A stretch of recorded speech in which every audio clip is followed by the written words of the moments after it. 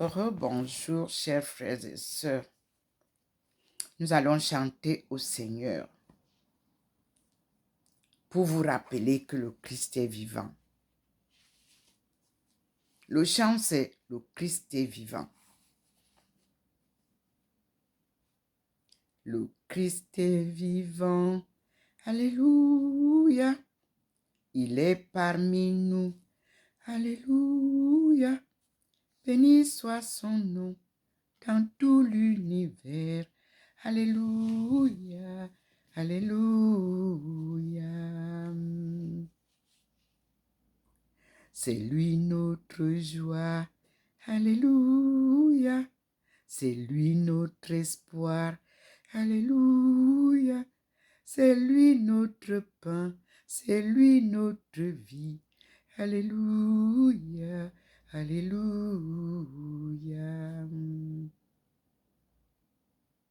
Soyons dans la joie. Alléluia. Louons le Seigneur. Alléluia. Il nous a aimés. Il nous a sauvés. Alléluia. Alléluia. Le Christ est vivant. Alléluia. Allons proclamer. Alléluia. La bonne nouvelle à toute nation. Alléluia. Alléluia. Le Christ était mort. Alléluia. Le Christ est vivant. Alléluia. Le Christ est présent. Le Christ reviendra. Alléluia. Alléluia. Louange au Seigneur. Alléluia. Au Père très bon. Alléluia. Au Christ à l'Esprit. Au siècle sans fin. Alléluia. Alléluia.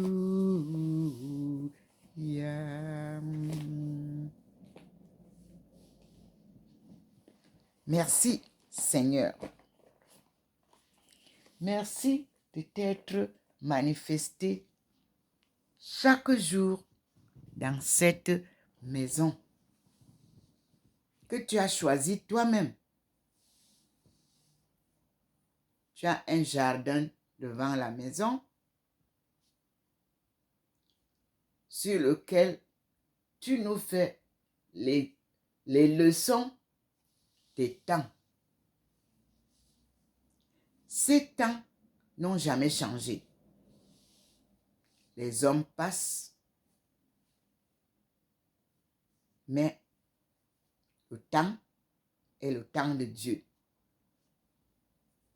À chaque temps, Dieu manifeste son pouvoir. En hiver, il sèche tout.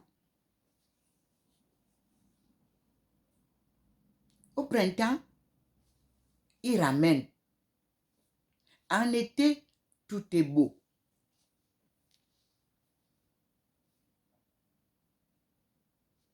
En automne, c'est la même chose.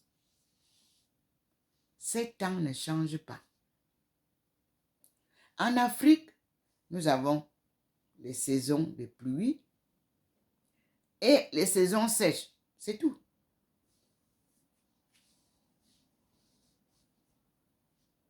Mais tout ça, 4 saisons. 2 saisons de grande pluie, 2 saisons de petite pluie, qui correspondent aussi aux 4 saisons des pays de l'hémisphère où nous vivons maintenant.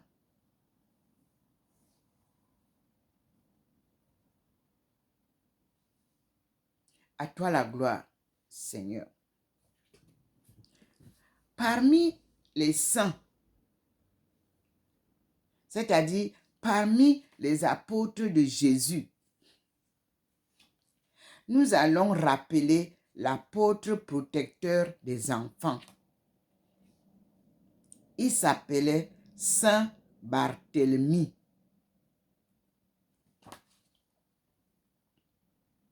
Barthélemy, en langue syriaque, Bartholoméus, est un nom patronyme qui signifie fils de Ptolémée ou fils de celui qui arrête les eaux, fils de celui qui suspend les eaux, ou alors qui se suspend. Ce mot vient de bar, B-A-R, qui veut dire fils, et de télos, sommité, et de mios, eau, Moïse, pardon, eau. Là, nous avons bar, théolo, Moïse. Saint Barthélemy fut en effet suspendu de plusieurs façons. Il fut élevé au-dessus de l'amour du monde, porté à l'amour du ciel, entièrement appuyé sur la grâce et le secours de Dieu, de sorte que toute sa vie dépendit non de ses mérites, mais de l'aide de Dieu. Il a toujours manifesté que la nature suprême de Dieu s'élève au-dessus de tout, au-dessus de toute négation, comme de toute affirmation. J'ai reçu ceci de Suisse, allemande à côté. Parce qu'à un moment donné, je suis allée m'inscrire à l'université pour valider le côté anthropologique. Comme m'avait conseillé le père Ebga, il m'a dit, il faut que tu rentres dans l'église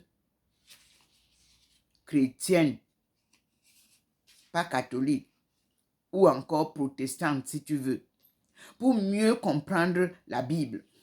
C'est lui qui me l'a dit. Que lui, pour comprendre les Écritures, c'est ce qu'il a fait.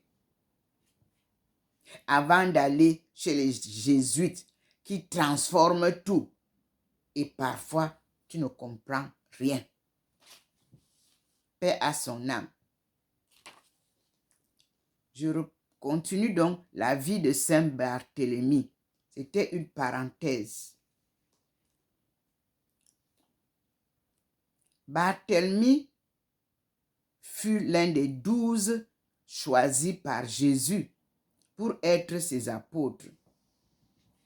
Il porte le nom de Barthélemy pour les évangélistes Matthieu, Marc et Luc, qui nous ont transmis une liste de ceux que le Seigneur avait désignés après une nuit passée en prière.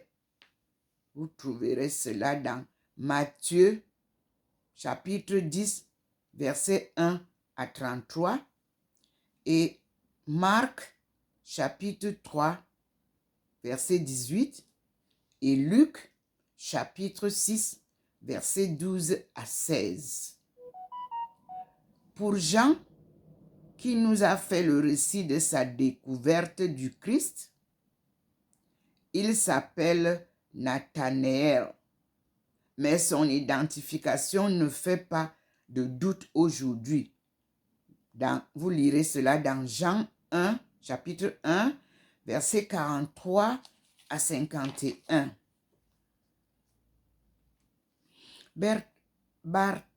Barthélemy était originaire de Cana, en Galilée.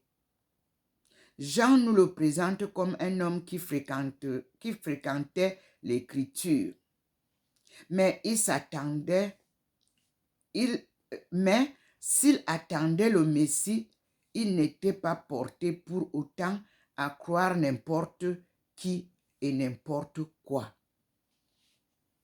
Lorsque Philippe vient lui dire, certainement avec enthousiasme, je cite, « Nous avons trouvé celui dont parlent la loi et les prophètes. » Fermez les guillemets. Il demande à voir et il voit. Sa rencontre avec Jésus est décisive. Le Seigneur fait allusion à un épisode de sa vie dont le sens nous échappe, mais qui a dû être révélateur pour lui, car il fut suivi par un acte d'amour sans retour.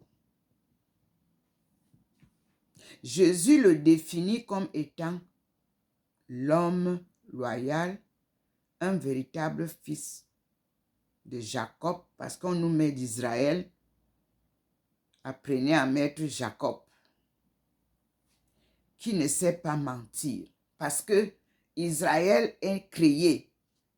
Le mot Israël, là, nous sommes à la découverte de la vérité. Et vous allez découvrir comment, là, lorsque Jacob devait mourir, il a rassemblé ses enfants. Et vous allez voir là où on triche, on change les fils de Jacob en fils d'Israël. Voilà pourquoi la situation d'Israël est compliquée dès le début. Je continue. Jésus le définit comme étant l'homme loyal, un véritable fils de Jacob, c'est-à-dire les fils de Dieu, qui ne sait pas mentir, c'est-à-dire les fils de Dieu, Benti. Il deviendra l'une des bases de la Jérusalem nouvelle dont parle Saint Jean. Vous voyez donc que nous partons de l'ancienne Jérusalem, la ville aux 7 collines. Souvenez-vous que le Cameroun a sa capitale qui s'appelait la ville aux 7 collines. Merci Seigneur, il scintille. Il sera un témoin de la résurrection. Donc, Barthélemy fait partie de ceux qui ont été témoins de la résurrection. Mais on ne nous parle que de 4 apôtres. Comme pour la plupart des apôtres, l'écriture est presque muette sur lui après son engagement à la suite du Maître. Jean le mentionnera encore une fois à la fin de son évangile en rapportant la pêche miraculeuse. Il sera, bien sûr, au cénacle après l'ascension, priant avec Marie et les autres apôtres. Entre parenthèses, le Saint Jour à la page 224. Je m'en vais voir le Saint Jour. Nous irons voir ça après. Le livre qu'on appelle le Saint Jour. Souvenez-vous, nous devons trouver ce livre-là. Et à la page 244, on nous dit que il sera bien sûr au cénacle après l'ascension, priant avec Marie et les autres apôtres. Marie de Magdala et les autres apôtres étaient là, avec la mère de Jésus, la Sainte Marie. Sur son activité missionnaire après la Pentecôte, nous n'avons que des récits de tradition. Les news vont nous donner ça. Les écritures gnostiques de Jésus-Christ, c'est-à-dire la sagesse, c'est-à-dire la connaissance de Dieu et de sa parole. C'est ça que vous entendez, les écritures gnostiques. Et c'est ça, les écritures réelles de l'évangile de Jésus-Christ. Si vous n'avez pas lu les écritures gnostiques, vous ne comprendrez rien de tout ce qu'on nous raconte là. Parce qu'aujourd'hui, chacun ouvre, il crée sa Bible, il change un mot, et vous ne pouvez rien comprendre. Tout est intelligence artificielle dans leur nouvelle Bible. Mais la Bible gnostique, celle écrite par Jésus, enseignée par Jésus, prêchée par Jésus, elle est pure, limpide, réelle, vérité de la vie. C'est la parole de Dieu. Selon la tradition, il annonça l'évangile dans différentes contrées de l'Orient. Il a prêché en Asie mineure, au nord-ouest des Indes et dans la grande Arménie. Lorsque 100 ans plus tard, Saint Panthène fut envoyé par Démétrius, patriarche d'Alexandrie, dans les Indes, c'est-à-dire d'après ce que l'on croit en Arabie, il y trouva encore des vestiges du christianisme et une copie de l'évangile de Saint Matthieu en langue hébraïque que Saint Barthélemy y avait apporté. De là, l'apôtre se dirigea vers le nord-ouest de l'Asie et rencontra Saint Philippe et Hiéropolis en Phrygie ou Phrygie. Philippe guérit un riche habitant de la ville de Hiéropolis, entre parenthèses, la ville sainte, aveugle depuis 40 ans, du nom de Stachys. Il le convertit ainsi que la femme du proconsul Nicanoé. L'apôtre fut pour cela arrêté, jeté en prison, flagellé, puis suspendu la tête en bas. Des cordes passées par son talon.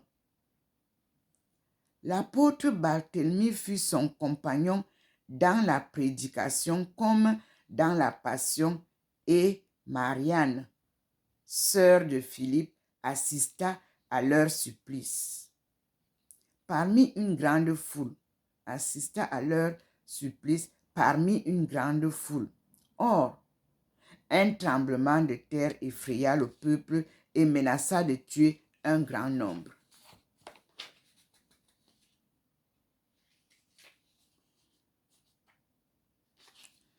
Leurs supplications les sauvèrent du châtiment divin.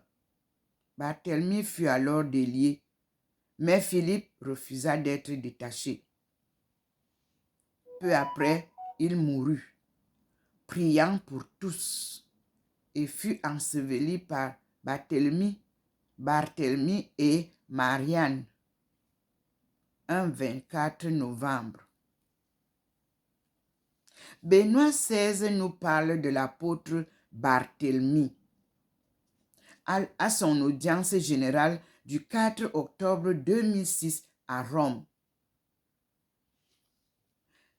Dans la série des apôtres appelés par Jésus au cours de sa vie terrestre, c'est aujourd'hui l'apôtre Barthélemy qui retient notre attention, dit le pape Benoît XVI. Dans les antiques listes des 12, il est toujours placé avant Matthieu, alors que le nom de celui-ci qui le précède varie et peut être Philippe ou bien Thomas. Vous lirez Matthieu chapitre 10 verset 3. Marc chapitre 3, verset 18. Luc chapitre 6, verset 14. Et les Actes des Apôtres chapitre 1, verset 13. Pour vous situer. Son nom est clairement un patronyme car il est formulé avec une référence explicite au nom de son père. En effet, il s'agit probablement d'un nom d'origine araméenne, Bar-Talmaï, qui signifie précisément fils de Talmaï. Nous ne possédons pas d'informations importantes sur Barthélemy. Son nom revient toujours et seulement au sein des listes des 12 susmentionnés et ne se trouve donc au centre d'aucun écrit. Cependant, il est traditionnellement identifié comme étant Nathanaël,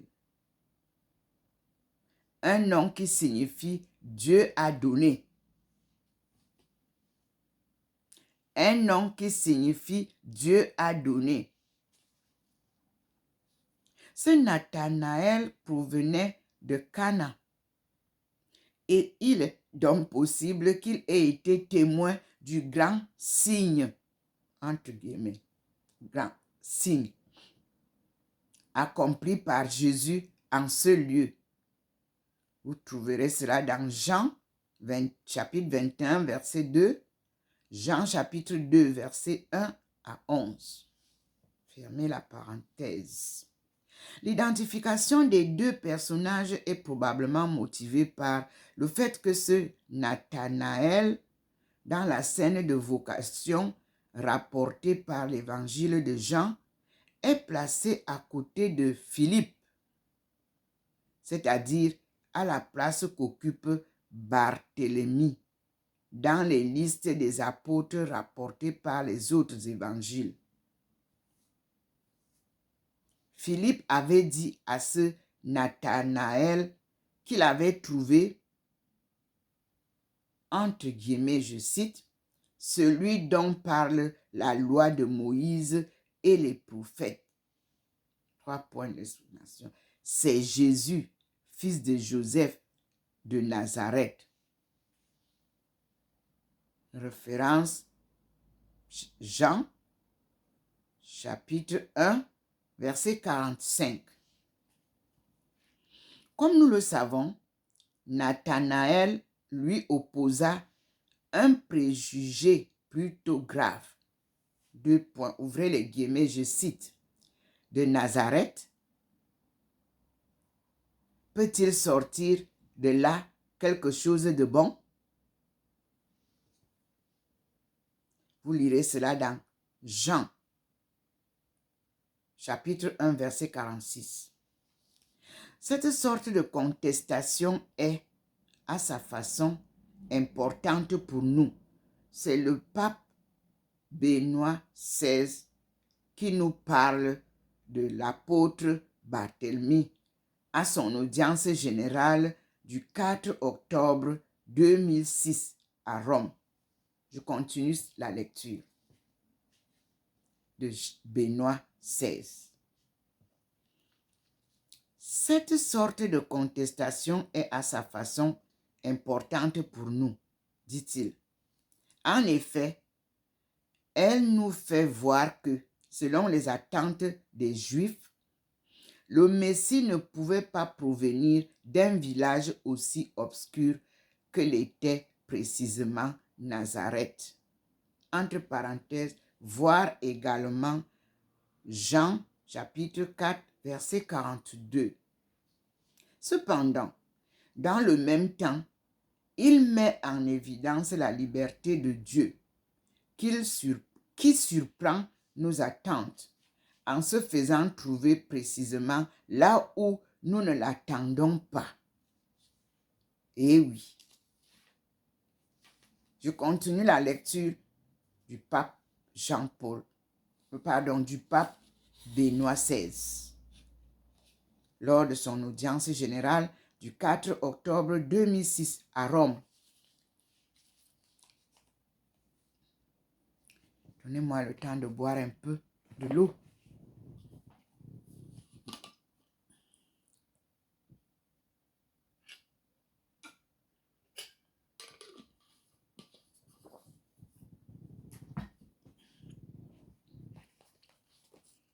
Et je continue la lecture de Benoît XVI. Nous savons par ailleurs qu'en réalité, Jésus n'était pas exclusivement de Nazareth, entre guillemets, mais qu'il était né à Bethléem. Entre parenthèses, vous lirez dans Matthieu chapitre 2, verset 1, Luc chapitre 2, verset 4. Fermez la parenthèse. Et qu'en définitive, il venait du ciel, du Père qui est dans les cieux.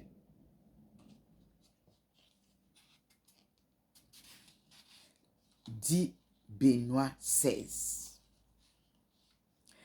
L'épisode de Nathanaël nous inspire une autre réflexion dans notre relation avec Jésus. Nous ne devons pas seulement nous contenter des paroles. Philippe, dans sa réponse, adresse une invitation significative à Nathanaël. 2 points. Je cite, « Viens et tu verras ». Vous lirez cela dans Jean, chapitre 1, verset 46. Notre connaissance de Jésus, notre gnose de Jésus,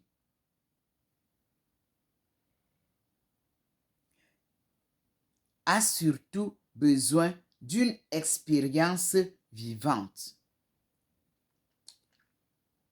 Le témoignage d'autrui est bien sûr important, car généralement, toute notre vie chrétienne commence par une annonce qui parvient jusqu'à nous à travers un ou plusieurs témoins. À la ligne, mais nous devons ensuite personnellement participer à une relation intime et profonde avec Jésus. De manière analogue, les Samaritains, après avoir entendu le témoignage de leur concitoyenne que Jésus avait rencontrée près du puits de Jacob, voyez, je vous parle de Jacob et non Israël. Dans tout ce que j'écris, le Seigneur me présente Jacob et non Israël.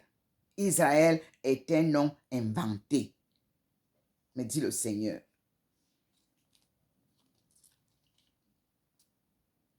De manière analogue, les Samaritains, après avoir entendu le témoignage de leur concitoyenne que Jésus avait rencontrée près du puits de Jacob, voulurent parler directement avec lui et, après cet entretien, dire à la femme, 2 points, je cite, « Ce n'est plus à cause de ce que tu nous as dit que nous croyons maintenant. Nous l'avons entendu par nous-mêmes et nous savons que c'est vraiment lui le sauveur du monde. » Fermez les guillemets. Nous lirons dans Jean, chapitre 4, verset 42. En revenant à la scène de vocation, l'évangéliste nous rapporte que lorsque Jésus voit Nathanaël s'approcher, il s'exclame, je cite, « Voici un véritable fils de Jacob. » Vous enlevez Israël. Voici un véritable fils de Jacob. Un homme qui ne sait pas mentir. Fermez les guillemets. Vous lirez cela dans Jean 1, verset 47. Il s'agit d'un éloge qui rappelle le texte du psaume je cite, « Heureux l'homme, 3 points, dont l'esprit est sans fraude. » Fermez les guillemets. Vous lirez cela dans le psaume 32, verset 2. Fermez la parenthèse. Mais qui suscite la curiosité de Nathanaël. D'où sa réplique étonnée. Je cite, entre guillemets, « Comment me connais-tu » Vous lirez cela dans Jean 1, verset 48. La réponse de Jésus n'est pas immédiatement compréhensible. Pardon. Il dit, je cite, « Avant que Philippe te parle, quand tu étais sous le figuier, je t'ai vu. » Fermez les guillemets, c'est Jésus qui parle. Vous lirez cela dans Jean 1, verset 48. À la ligne. Nous ne savons pas ce qu'il s'est passé sous ce figuier. Il est évident qu'il s'agit d'un moment décisif dans la vie de Nathanaël.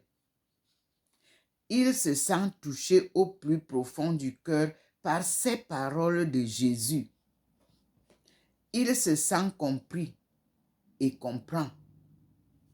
Cet homme sait tout sur moi. Il sait et connaît le chemin de la vie.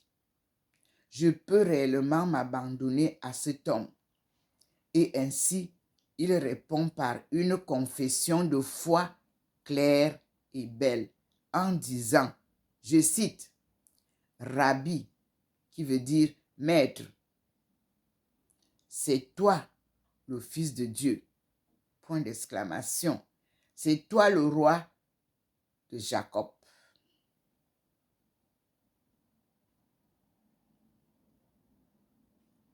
Vous lirez cela dans Jean 1, verset 49. Lorsque vous allez enlever le mot Israël qui a été ajouté, lorsque vous allez enlever le mot Abraham qui a été enlevé, qui a été ajouté et remplaçant Abraham, vous allez bien commencer à lire la Bible pour comprendre les tricheries qu'il y a eu dans la Bible. Je continue. Dans cette confession apparaît un premier pas important dans l'itinéraire d'adhésion à Jésus. Il croit. Il est convaincu que c'est Jésus, ce Fils de Dieu, qu'ils attendaient. Alors, on dit, dans cette confession apparaît un premier pas important dans l'itinéraire d'adhésion à Jésus.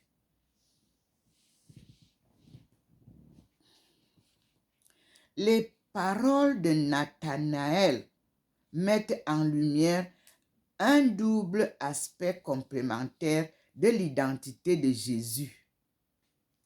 Il est reconnu aussi bien dans sa relation spéciale avec Dieu le Père, dont il est le Fils unique à son genre,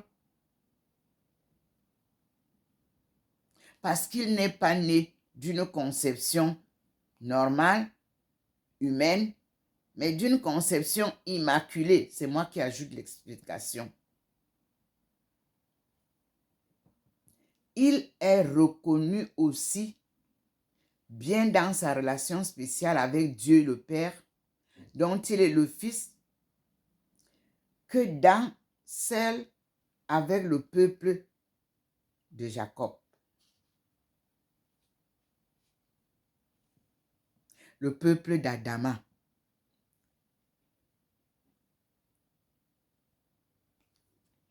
Dont il est déclaré le roi. Une qualification propre au Messie attendu. Nous ne devons jamais perdre de vue ni l'une ni l'autre de ces deux composantes, car si nous ne proclamons que la dimension céleste de Jésus, nous risquons d'en faire un être éthéré et évanescent.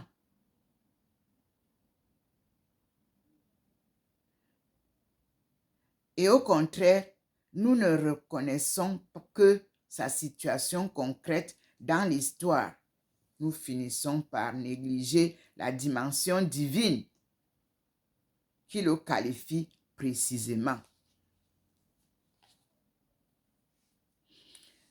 Nous ne possédons pas d'informations précises sur l'activité apostolique postérieure de Barthélemy Nathanaël. Les deux noms sont maintenant collés. Barthélemy Nathanaël.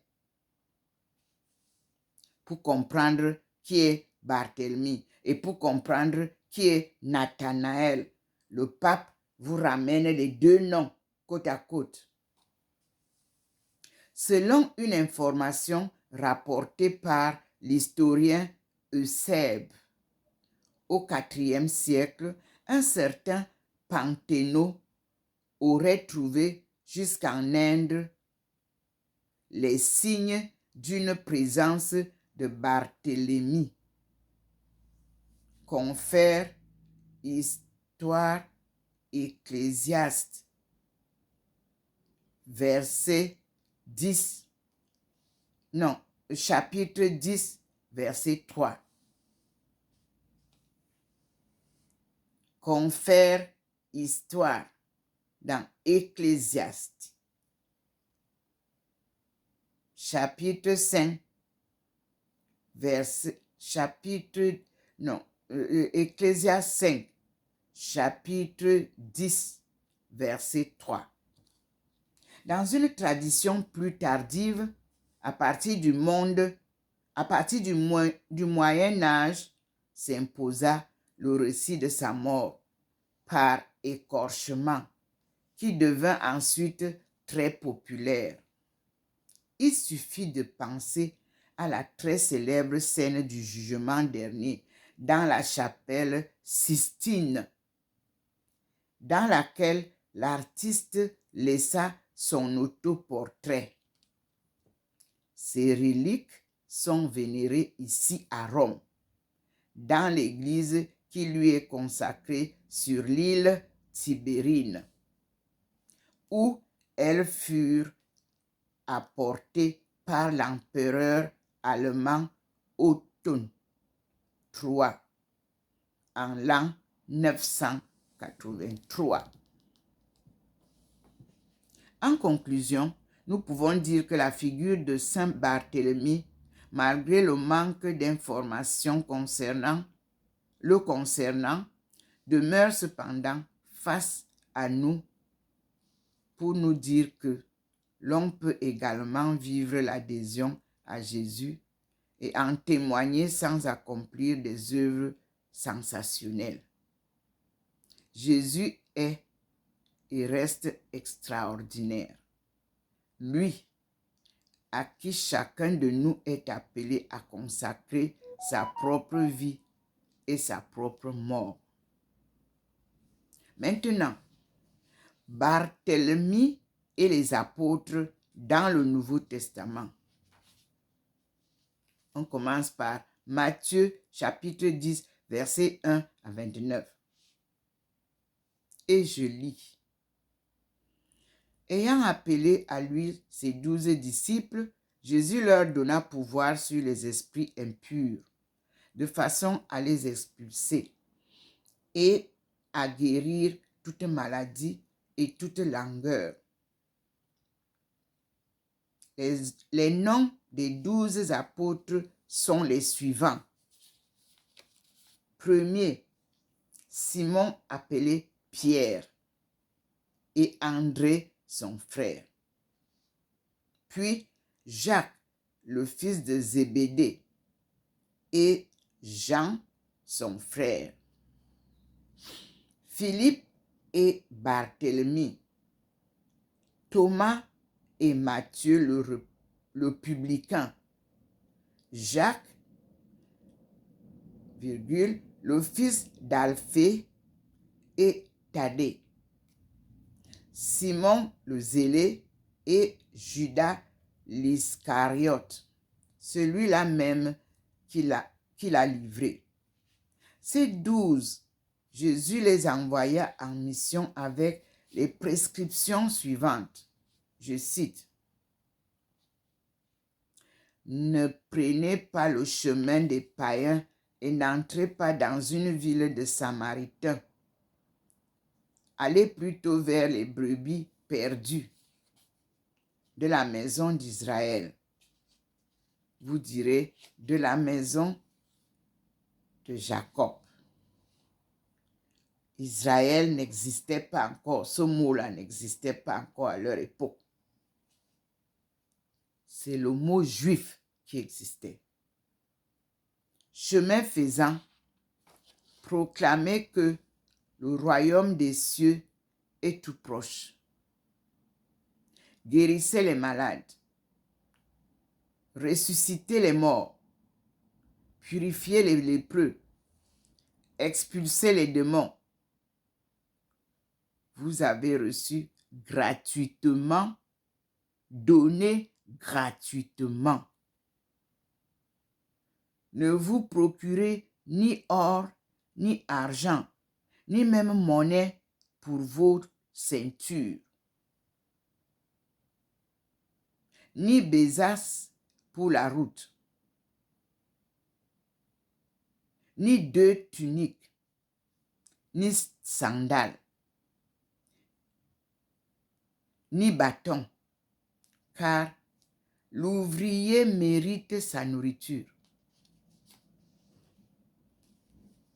C'est Jésus qui parle à ses disciples. En quelque ville ou village où vous entriez, faites-vous indiquer quelqu'un d'honorable et demeurez-y jusqu'à votre départ. En entrant dans la maison, saluez-la. Si cette maison en est digne, que votre paix vienne sur elle. Si elle ne l'est pas, que votre paix vous soit retournée. Et si quelqu'un ne vous accueille pas et n'écoute pas vos paroles, sortez de cette maison ou de cette ville et secouez la poussière de vos pieds. En vérité, je vous le dis, au jour du jugement, il y aura moins de rigueur pour le pays de Sodome et de Gomorrhe que pour cette ville-là. Voici que je vous envoie comme des brebis au milieu des loups. Montrez-vous donc prudents.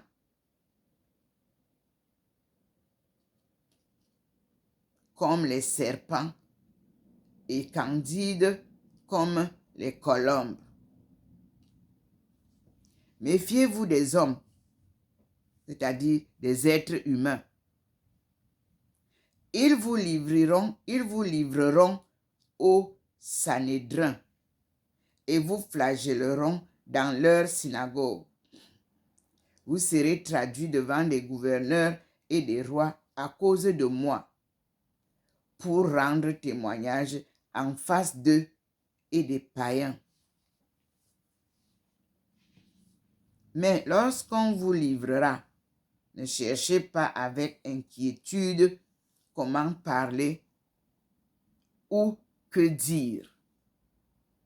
2 points. Ce que vous aurez à dire vous sera donné sur le moment, car ce n'est pas vous qui parlerez, mais l'Esprit de votre Père qui parlera en vous.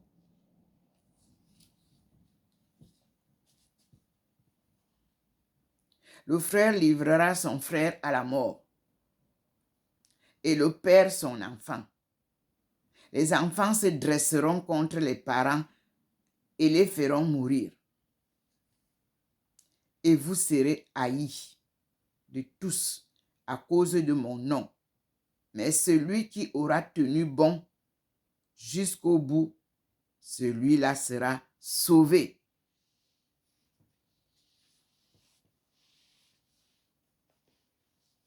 Si l'on vous pourchasse dans telle ville, fuyez dans telle autre. Et si l'on vous pourchasse dans celle-là, fuyez dans une troisième. En vérité, je vous le dis, vous n'achèverez pas le tour des villes, les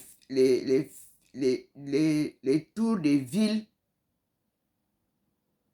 de Jacob en enlevant d'Israël. Avant, vous n'achèverez pas le tour des villes de Jacob avant que ne vienne le Fils de l'homme. Et nous allons dire, vous n'achèverez pas le tour des villes d'Adama avant que ne vienne le Fils de l'homme aussi. Vous direz aussi, vous n'achèverez pas le tour des villes du monde ou des mondes avant que ne vienne le Fils de l'homme.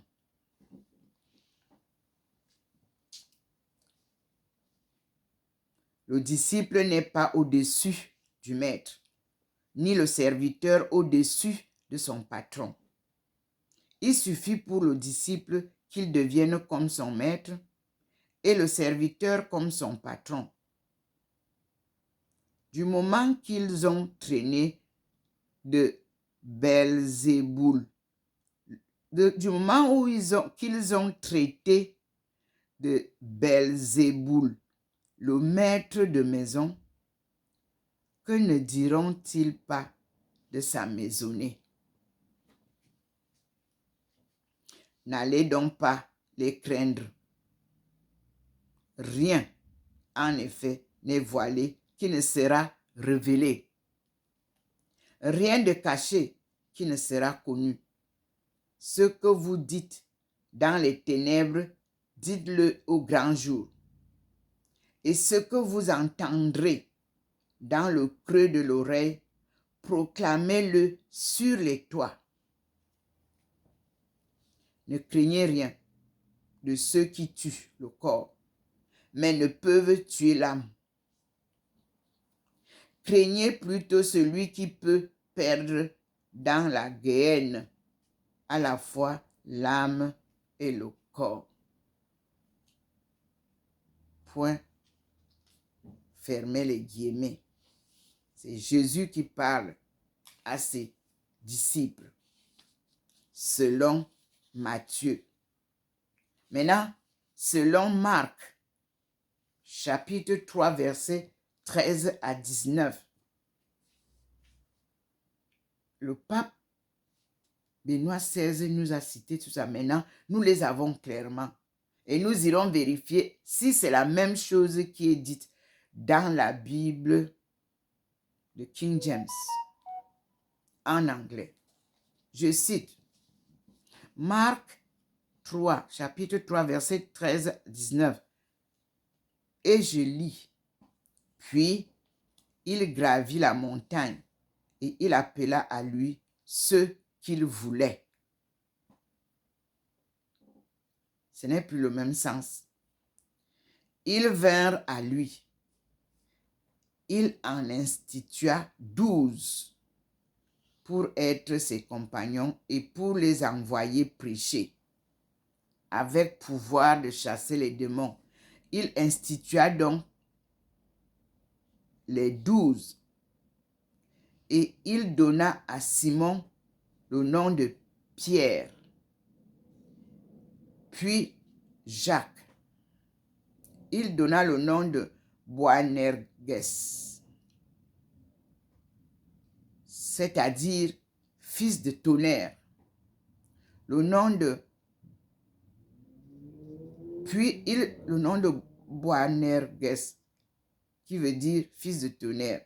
Puis il choisit André, Philippe, Barthélemy, Matthieu, Thomas, Jacques, le fils d'Alphée, Thaddée, Simon, le zélé, et Judas Iscariote, celui-là même qui le livra. Ça, c'est le témoignage de Marc, chapitre 3, versets 13 à 19. Maintenant, le témoignage de Luc, chapitre 6, versets 12 à 16. Luc nous dit, « Or, il advint en ces jours-là qu'il s'en alla dans la montagne pour prier, et il passa toute la nuit à prier Dieu. Lorsqu'il fit jour, il appela ses disciples et il en choisit 12, qu'il nomma apôtres. 2 points. Simon, qu'il nomma Pierre, André, son frère, Jacques, Jean, Philippe, Barthélemy, Matthieu, Thomas, Jacques, fils d'Alphée, Simon, appelé le Zélote, Judas, fils de Jacques, et Judas Iscariote, qui devint un traître. Fermez les guillemets. Et nous passons maintenant au témoignage de Jean. Jean 1, verset 45-51 nous dit, qui a été cité par le pape Benoît XVI à l'entame de ma lecture.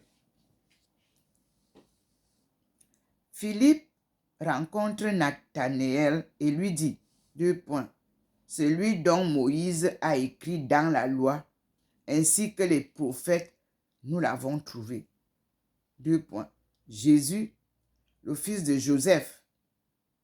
Et vous savez que Joseph, le fils de Jacob, de Nazareth. De Nazareth peut-il sortir quelque chose de bon? Fermez les guillemets. Philippe lui dit, viens et vois. Fermez les guillemets. Point d'exclamation. Jésus vit Nathanaël venir vers lui et il dit de lui, 2 points, voici vraiment un fils de Jacob, sans détour. Point. Fermez les guillemets. Nathanaël lui dit, d'où me connais-tu? Fermez les guillemets. Jésus lui répondit, 2 points, avant que Philippe t'appelât, quand tu étais sous le figuier, je t'ai vu. Fermez les guillemets. De la parole de Barthélemy. Nathanaël reprit, Rabbi, qui veut dire maître, tu es le fils de Dieu, tu es le roi des fils de Jacob, appelé fils de Dieu. Jésus répondit, je cite, 2 points, parce que je t'ai dit, 2 points, je t'ai vu sous le figuier, tu crois? Tu verras mieux encore. Et il lui dit, 2 points, je cite, en vérité, je vous le dis, vous verrez le ciel ouvert et les anges de Dieu monter et descendre au-dessus du Fils de l'homme. Promesse qui va s'accomplir. Parce que déjà, le ciel s'est ouvert l'autre jour.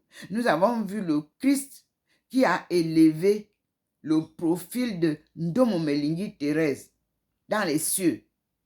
Vous avez la vidéo. Et vous voyez chaque jour les anges et les saints descendre ici en forme blanche comme des boules pour venir accompagner Ndomo Melingi dans sa prière chaque jour journalière et accompagner Dieu. Et vous voyez souvent la nuée blanche qui accompagne le Seigneur et sa lumière divine qui nous éclaire et qui n'est pas le soleil, mais qui habite dans le soleil, qui habite dans la lune, qui habite dans les étoiles, qui habite sur terre, qui habite dans le sol, qui habite dans les eaux. Ce Dieu est partout. On appelle le Dieu omniprésent et omniscient. Jean, chapitre 21, versets 1 à 11, nous dit: Après cela, Jésus se manifesta de nouveau aux disciples sur le bord de la mer de Tibériade. Il se manifesta ainsi. Simon-Pierre, Thomas, appelé Didyme, Nathanaël de Cana en Galilée, les fils de Zébédée et deux autres de ses disciples se trouvaient ensemble. Simon-Pierre leur dit: Je m'en vais pêcher. Ils lui dirent: Nous venons nous aussi avec toi. Ils sortirent, montèrent dans le bateau et cette nuit-là, ils ne prirent rien. Or, le matin déjà venu, Jésus s'étend sur le rivage. Pourtant, les disciples ne savaient pas que c'était Jésus. Jésus leur dit, les enfants, vous n'auriez pas du poisson? Ils leur répondirent, non. Il leur dit, jetez le filet à droite du bateau et vous trouverez. Ils le jetèrent donc et ils n'avaient plus la force de le tirer, tant il était plein de poissons. Le disciple que Jésus aimait dit alors à Pierre, je cite, c'est le Seigneur. Avec ces mots, c'est le Seigneur, Simon-Pierre mit son vêtement, car il était nu, et il se jeta à l'eau. Les autres disciples qui n'étaient pas loin de la terre, mais à environ 200 coudées, vinrent avec la barque, traînant le filet de poisson. Une fois descendus à terre, ils aperçoivent déposé là un feu de braise avec du poisson dessus et du pain. Jésus leur dit, apportez de ces poissons que vous venez de prendre. Alors Simon-Pierre monta dans le bateau et tira à terre le filet, plein de gros poissons, 150 fois. Et quoiqu'il y en ait eu tant, le filet ne se déchira pas. Étant donné, maintenant nous avons le témoignage des Actes des Apôtres. Chapitre 1, versets 6 à 13. Étant donc réunis, ils l'interrogeaient ainsi. Je cite, Seigneur, est-ce maintenant le temps où tu vas restaurer la royauté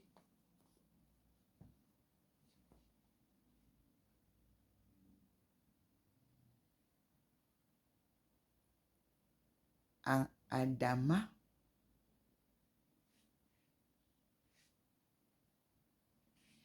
ou sur la terre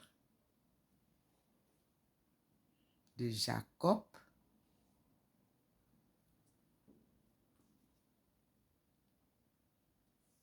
nous ne parlons pas d'Israël quelque part pour le moment.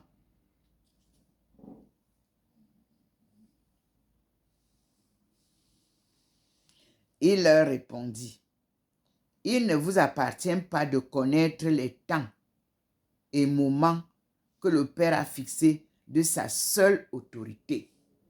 Je vous ai dit dans l'autre vidéo, vous qui voulez nous raconter tout, même du futur, Jésus parle à ses apôtres ici. Il dit, il ne vous appartient pas de connaître les temps et moments que le Père a fixés de sa seule autorité. Mais vous allez recevoir une force, celle de l'Esprit Saint, et qui descendra sur vous. Vous serez alors mes témoins à Jérusalem, dans toute la Judée et la Samarie, et jusqu'aux extrémités de la terre. Être témoin de Jésus, c'est ça. Ne pas prendre les devants. Suivre la parole, les actes, les conseils, l'orientation du chemin et suivre son chemin qu'il trace devant vous. À ces mots, c'est moi qui vous ajoute ça. Hein? À ces mots, sous leur regard, il s'éleva et une nuée le déroba à leurs yeux. Et comme ils étaient là, les yeux fixés au ciel pendant qu'ils s'en allaient, voici que deux hommes vêtus de blanc se trouvèrent à leur côté. Il leur dit, je cite, « Hommes de Galilée, pourquoi restez-vous ainsi à regarder le ciel? Celui qui vous a été enlevé, ce même Jésus, viendra comme cela, de la même manière dont vous l'avez vu s'en aller vers le ciel. » Eh oui. Alors, du mont des Oliviers, ils s'en retournèrent à Jérusalem. La distance n'est pas grande, celle d'un chemin de sabbat. Rentrés en ville, ils montèrent à la chambre haute, où ils se tenaient habituellement. C'étaient Pierre, Jean, Jacques, André, Philippe et Thomas, Barthélemy et Matthieu, Jacques, fils d'Alphéé, et Simon le Zélote, et Jude, fils de Jacques. Maintenant, Actes des Apôtres, Actes chapitre 2, versets 1 à 4 nous dit, je cite, « Le jour de la Pentecôte étant arrivé, ils se trouvaient tous ensemble dans un même lieu, quand tout à coup vint du ciel un bruit tel que celui d'un violent coup de vent qui remplit toute la maison où ils se tenaient. Ils virent apparaître des langues qu'on eût dites de feu.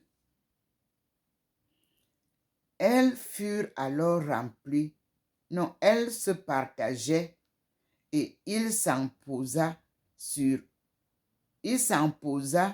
une sur chacun d'eux. Tous furent alors remplis de l'Esprit Saint et commencèrent à parler en d'autres langues, selon que l'Esprit leur donnait de s'exprimer. Nous sommes là à la lecture des témoignages des Écritures. Et nous passons à Acte 2, verset 47. Il est dit, « Les apôtres louaient Dieu et avaient la faveur de tout le peuple. Et chaque jour, le Seigneur adjoignait à la communauté ceux qui seraient sauvés. » Fermez les guillemets à la ligne. Acte 8, verset 1 nous dit, « En ce jour-là, une violente persécution se déchaîna contre l'église de Jérusalem. Tous, à l'exception des apôtres, se dispersèrent dans les campagnes de Judée et de Samarie. » Acte 15, verset 23 nous dit, « Alors les apôtres et les anciens, d'accord avec l'Église tout entière, décidèrent de choisir quelques-uns d'entre eux et de les envoyer à Antioche avec Paul et Barnabé. » Éphésiens 4. Excusez-moi.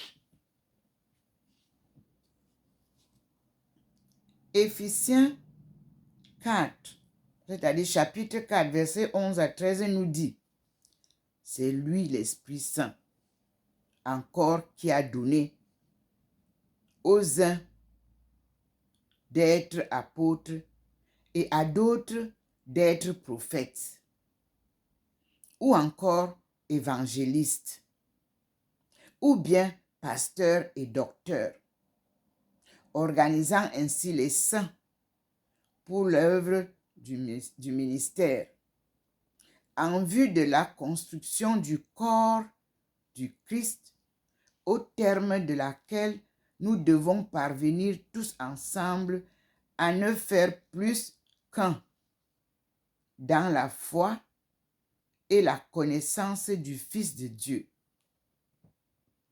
et à constituer cet homme parfait dans la force de l'âge, qui réalise la plénitude du Christ. » Nous sommes là dans le livre d'Éphésiens, Éphésiens 14, versets 11 et 13. Maintenant, la vie de Saint Barthélemy dans le bréviaire romain. Je cite, « Les chapitres mentionnés ci-dessous proviennent du bréviaire romain. C'est le livre destiné à l'usage des prêtres catholiques et comprenant aussi d'autres livres qui servent au cœur pour l'office divin. Primitivement, on y inséra aussi des vies saintes. »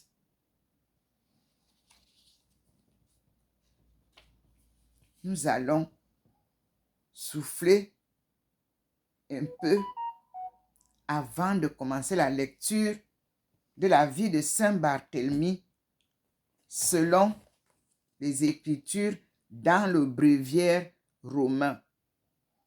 Nous sommes à la page 17 du livre « L'apôtre protecteur des enfants » appelé Saint Barthélemy. Ce sont les livres choisis par la lumière divine, comme vous les voyez là, et qui guident vraiment mes pas pour comprendre les inspirations que je reçois de cette lumière, de ce Dieu invisible qui m'enseigne comme il l'a dit. Tu n'as pas besoin d'aller dans les écoles de théologie. Je t'enseignerai moi-même ma parole de vérité et de vie. Et je t'enseignerai la connaissance de Dieu, appelé gnoz, appelé to chez les toïstes. Et je te montrerai le chemin appelé zen chez les toïstes. Zenito, toizen, en ma langue maternelle. J'ai retrouvé effectivement le taoïsme en Chine et j'ai retrouvé mes racines dans la dynastie Ncha, dans la dynastie Tang, où on appelle le roi Tangpu, Tangfu, parce que en notre langue, F ne se prononce que par P. Merci Seigneur. La vérité finira par triompher. En ce 21e siècle appelé le siècle africain.